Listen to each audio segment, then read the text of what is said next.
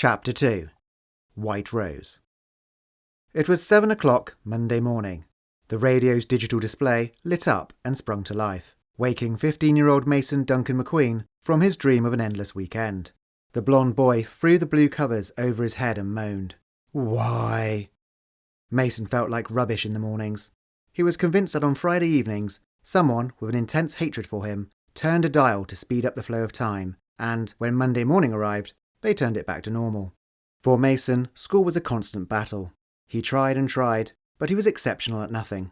He was average across the board. Test scores, track times, and even his attendance was average. He dragged himself out of bed, making his way to the middle of the room, where he yawned and stretched. He walked over to the mirror on his desk on the opposite side of the room. While squinting through his blue eyes, he stared at his oval face, trying to fix his messy clump of hair into a scruffy dishevelled style. This, ironically, took a lot of time and effort. When he was satisfied that his hair looked like he hadn't touched it, he went to the foot of his bed to retrieve his school uniform from the wardrobe. More like a prison uniform, he thought, as he opened the elaborate door. This item of furniture was an original, a real one-off, an incredibly sturdy and solid gift, fashioned by his father just after Mason's 8th birthday. There was only one real problem. The wardrobe had been his father's first ever attempt at carpentry. He had gotten the measurements completely wrong, and it was enormous. It was a wardrobe fit for a giant, and it took up most of the space in his room. On the plus side, except for a desk and a bed, it was all the furniture Mason needed. As he threw the garments on his swivel desk chair, he heard a commotion at the front door, and walked to the side of his desk to peer out of a large arched window. Newly named White Rose House was situated on the edge of town, amongst the wooden hills. On a rare day when it wasn't raining, in the far distance you could just about make out the ocean. Secluded living had its advantages, far enough away from school to forget it ever existed. Mason was surrounded by 36 acres, safe in the knowledge that he wouldn't be bothered by nosy neighbours or run into any teachers or fellow classmates. As Mason looked out to his left to the single-storey extension on the roof above the front door, he could see a colourful misplaced umbrella and the hideous gloomy grey statue, Pebbles the Gargoyle. It looked like a huge, 3-foot, wrinkled, long pointy-eared old bat with no wings. It looked like it was chewing a stinging nettle. If anyone were to capture in stone how Mason felt about the beginning of a new school term, then that would be the exact expression. This particular item of stonework was a gift from his mother. While on holiday in Scotland, the McQueens were bargain hunting, and 3-year-old Mason had taken an immediate shine to the sculpture. When his mother had tried to grab his hand to lead him onto the next stool, he'd thrown a tantrum and stamped his feet. His mother bent down to pick him up, but to her surprise, she couldn't lift her son. As he screamed his lungs out, all eyes in the room were focused on them. With her husband nowhere to be seen, Mrs. McQueen, not wanting to be judged as an unfit parent, had caved into the 3-year-old's demands. She arranged to have the gargoyle delivered, after she had haggled to get the price down. Its wings were damaged, after all. As she left the antiques fair with a happy and complacent child, she felt secretly quite pleased. She had an inkling the statue was the real deal, and not one of those cheap reproductions. She thought Mason had found a real gem, completely by accident. Mason, however, being of such a young age, couldn't ever remember liking the statue. He believed it was a lie his mum had told, in order to justify to his father buying a lump of concrete that she actually wanted for herself. Directly below the gargoyle, Pete the postman was delivering the mail. He stood timidly in the doorway. With glaring eyes and clutching the pile of letters he'd just handed to her, Mason's mum was looking less than pleased. One drawback was that Mason lived a few metres outside of the school's transport catchment area. Every school day he would either have to walk or get out of bed extra early to hitch a ride to school with his mum on her way to work. He twisted to turn off his radio alarm at 7:10. He then braced himself and put his hands over his ears. "Mason!" His name was yelled from the bottom of the stairs. The sound resembled a foghorn. It was the same routine every day, just like clockwork. His mum summoned him for breakfast. Mason made his way to the open-plan kitchen and dining room. He took a seat at the handcrafted table, another of his dad's endeavours, and his mum poured 2 ladles of porridge into his bowl.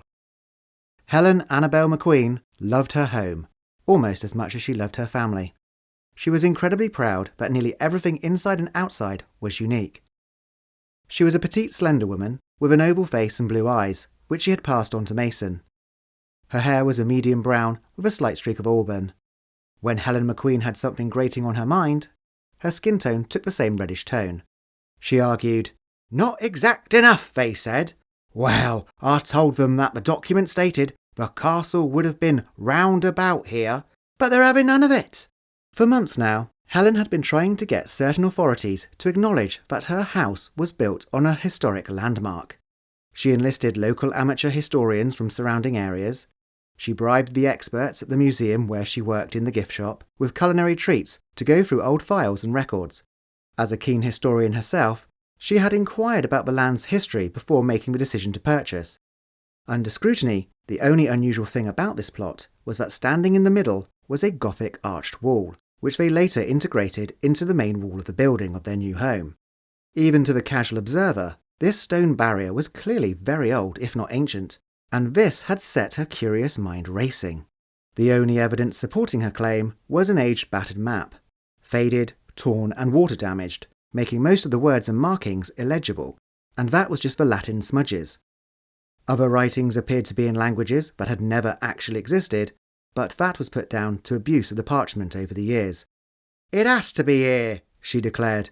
"They admitted the translation of the map speaks of a 5-spire castle called White Rose in this very area, and if an old 26-foot-high stone wall in the middle of a field isn't enough indication, then I don't know what is." The additional problem that she faced was that many professionals doubted the credibility of a 5-spire castle, and because of the map's unknown and undecipherable languages, they passed it off as a fairy tale treasure map, drawn by an imaginative individual. Another fact aiding Mrs. McQueen's mindset was her run-in with Pete the postman. If no one would accept her findings on White Rose Castle, then she would make them agree to her request to change the name of the house from Upperfield House to White Rose House. The paperwork was supposed to have gone through today, and she was expecting to receive the first letters addressed in line with the name change. Pete the postman was more than ready for the swap-over. Helen had informed him the day she had received the forms, the day that she posted them, and the day she received the confirmation letter. So when it came to the day to deliver the most awaited piece of mail, ushering in a new era, it might have been considered unwise to say to her, with the ongoing horticultural nightmare she was living, was the new name change meant to be sarcastic? The one goal for the past month had been authenticity. It was absurd to have a house named White Rose with no actual white roses. So Helen had donned a pair of ladies' fit green gardening gloves with dual-insulated lining and had set about deturfing the moss-infested grass to make flower beds around the sides of her home. Precisely £516.28 had been spent trying to make her new rose gardens flourish, but if Mr. McQueen was in earshot, then the price of this leisurely pursuit fell drastically to about £50. A multitude of soil tests were carried out. The correct type of manure sourced from the right breed of horse was dug and turned into the ground. With such a well thought out plan of attack set in motion, you could understand why Mrs. McQueen was left seething, when every time she planted a rosebush, within the space of 24 hours, the plant was nothing more than a shriveled up brown twig. The man at Friends of Fauna and Flora Gardening Centre gave countless advice tips on how to grow and maintain the perfect specimen, and assured her that this specific variety of rose would thrive in any soil type and in any position. First thing the very next day, with a cardboard box full of deceased plants under her arm, she returned, demanding her money back.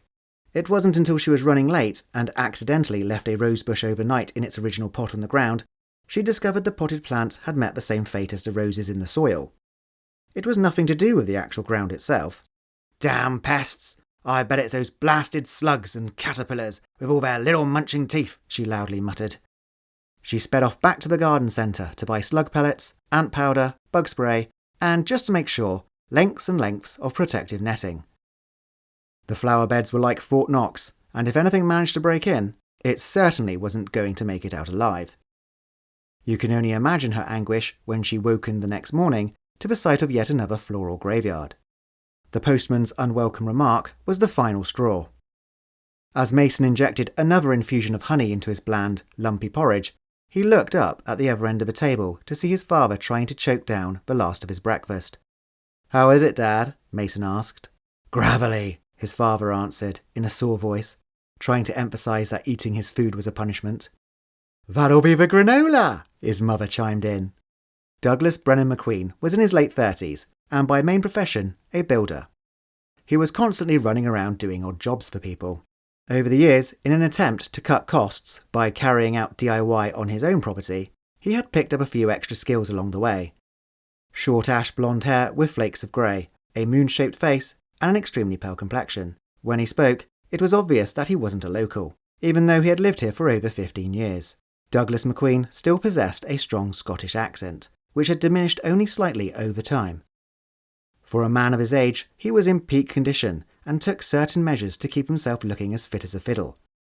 Unfortunately, blood tests are not fooled by an appearance of health, and in this case his blood test results showed that he had high cholesterol. It was all for one and one for all in the McQueen household. As soon as Douglas was informed of his condition, Helen, with her gung-ho attitude, implemented a brand new healthy regime.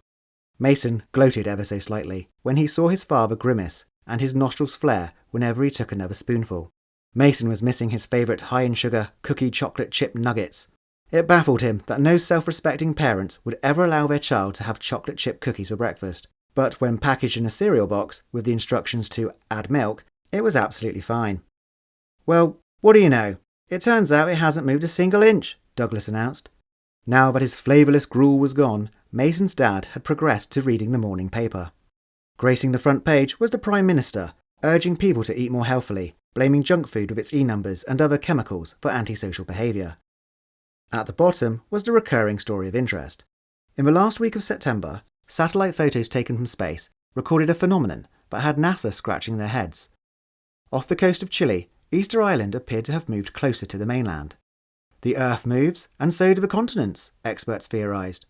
They were further astonished when another image was taken a week later, and the whole island had moved again, this time further away from Chile. This event provoked world interest and continued for weeks. Many thought it was a hoax, some thought it was a government conspiracy, and a few crackpots accused the Easter Bunny. But on the 7th week, it was back to the original coordinates. "I'm just glad none of my taxes are used for funding that nonsense. I don't know why you waste your time reading that tabloid rag. An informative broadsheet is what you should be reading," Mason's mum recommended. "What next? Are we going to be invaded by aliens?" "No, we're fine, my love. It's the Americans who have that honour," Douglas said, pointing out the article on page 16, with the subheading, "UFOs seen over New Mexico again." "Unbelievable. Why is it that people in this world are too busy with their head in the clouds, looking to the skies for answers? The true hard-hitting scientific facts are right under our very feet. Let's start there," Helen lectured her family, giving them a speech which they could tell wasn't her own, but probably one of the archaeologists she collared into helping with her research. "But I thought you liked this paper for the Dear Dorothy," Douglas asked his wife. She gave a shh and a quick glare, not wanting her son to know her guilty pleasure was poring over the problem pages during her lunch break. "Why do I put up with you?" Helen challenged her husband after nearly giving away her secret. "Hey Mason," his dad called. "Did you know your mum calls me her little national treasure?" Helen butted in. "No, I said you were going to be my little buried treasure if you didn't hurry up and make a start on that attic." The attic was the ongoing home improvement that never really got started.